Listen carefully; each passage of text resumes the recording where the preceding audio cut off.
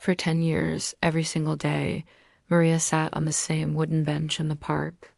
It wasn't a special bench, just a worn piece of wood under an old oak tree facing a quiet pond. But she believed that bench mattered. There were joggers, dog walkers, parents, and sketch artists all passing through. Yet Maria remained, early mornings before sunrise, cold afternoons, and evenings when the park was empty. She didn't walk or talk. She simply sat, staring at the water and waiting. Over time, curiosity grew. Talk spread. Who is she? Why is she here every day? Some thought she was lonely or eccentric. Each season passed and she stayed, but no one dared to ask. One rainy afternoon, a young journalist named Emma came to town. She'd heard about the woman on the bench and was drawn to her mystery. Standing nearby, she took a breath and approached Maria. "Excuse me, I'm Emma, a local reporter. I've heard about you. I wondered if you might tell me your story." Maria didn't respond at once. She sat quietly as the rain fell. Then softly, "I've been waiting," Emma gently asked. "Waiting for what?" Maria sighed, her eyes filled with years of memory. "He promised to return 10 years ago. We were in love. He was my fiancé. Thomas was his name. When Maria was 25, they met in that same park. They talked, laughed, planned a future. He worked as a soldier, deployed across the ocean. Before he left, he said, 'Meet me right here. No matter what happens, this bench is ours.' I'll come back." A tear rolled down Maria's cheek. Emma listened as she continued. Months passed. Thomas didn't return. Maria came every day, daybreak to dusk, in weather and cold, always in her same coat. She kept waiting silent, steady, hopeful. Then one morning, Emma asked gently, "Did he ever come back?" Maria closed her eyes, looking beyond the park. "I did hear from him. A year ago."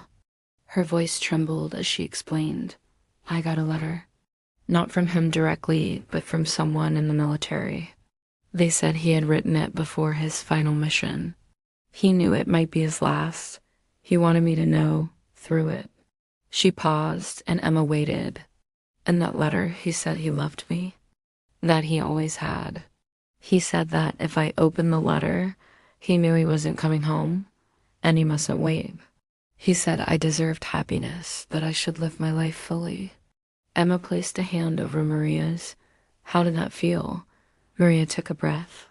"Freeing and painful. I loved him, but I didn't want to stop." "How do you give up when someone asked you not to?" Slowly, Maria nodded. She'd read the letter many times. It became her secret, a promise and a release. A change came slowly over the weeks. Emma's story was published in the local paper. People recognized Maria. They came to the park, offering cups of tea, kind words, company. Some stepped up to ask about her day. Others offered cleanup help near the bench. Kindness filled the space where grief lived. One clear morning, Maria stood at the bench, looked at the pond, and took a steady breath. She discovered that day that her waiting had given others courage. She realized she could stand up. But before she rose, she whispered, "Thank you for letting me remember him." Then she stood. For the first time in a decade, she walked away from the bench. She came home not with regret, but with closure. A month later, Emma visited Maria at her small apartment. There was sunlight through lace curtains, and the same old journal rested beside her teacup. They looked at each other, and Maria said quietly, "I never forgot that bench." It was her story. Now it's a beautiful memory.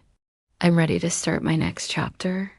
From then on, she visited the park sometimes, but she no longer sat at that exact bench. Instead, she walked under the oak tree, greeted strangers, shared smiles. She began meeting friends for tea, and even started volunteering at a community center. This story shows that waiting for love is brave, but letting go when you're asked to can be brave too. It shows how one note, one promise can shape a lifetime, and how healing can come when you finally listen. For English learners, you've heard soulful verbs, waited, promised, returned, freed, whispered, remembered, and emotional phrases. I love you. You deserve happiness. I should live my life. If this story moved you, please like, subscribe, and share it with someone who needs healing today. Thank you for listening. See you next time.